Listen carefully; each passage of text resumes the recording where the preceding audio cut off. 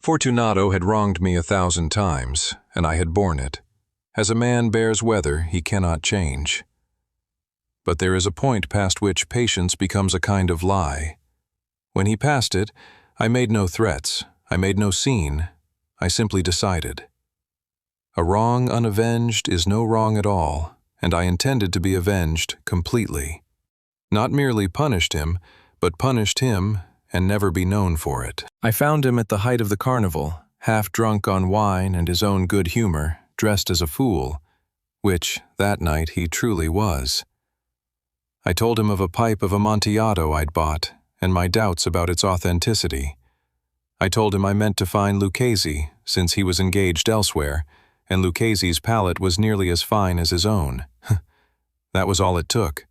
Fortunato could not let another man's opinion stand where his own belonged. My servants were gone for the night. I had made certain of that, the way a man makes certain of small, unremarkable things. Down we went, torch in hand, past niter-streaked walls that wept with the damp of the river above us. He coughed, a deep, rattling thing, and I told him with perfect sincerity that we should turn back. His health was too valuable. He waved it off, as I knew he would. A man like Fortunato would rather die than admit a rival's cellar had defeated him. I gave him wine to warm him against the damp, a small mercy, or so it must have looked. He drank and gestured to me in a sign I did not answer, and asked if I belonged to the Masons. I said that I did. When he asked for proof, I showed him the trowel hidden beneath my coat. He laughed at that.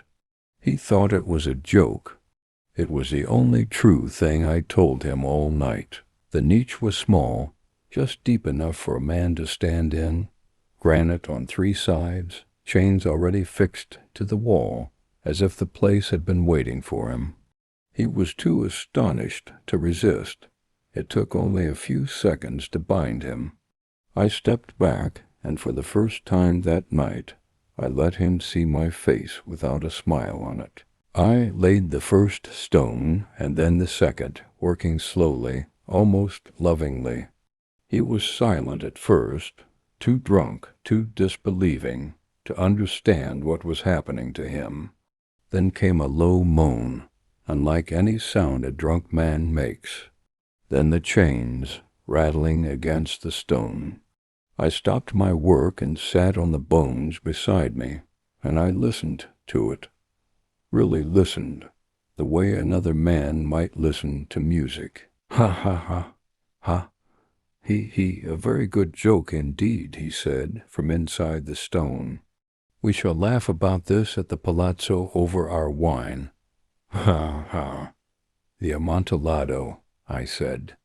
Yes, he said, the Amontillado, but is it not getting late? Won't we be expected? Let us be gone. Yes, I said. Let us be gone. For the love of God, Montresor, yes, I said. For the love of God, I waited for a reply. None came. I called his name. Nothing. I called it again. Only the bells on his cap answered. A thin, faint jingle, and then silence. I set the final stone. I plastered it in. Against the new wall, I re-stacked the bones exactly as they had lain for half a century. No hand has disturbed them since. For 50 years, no mortal has disturbed them.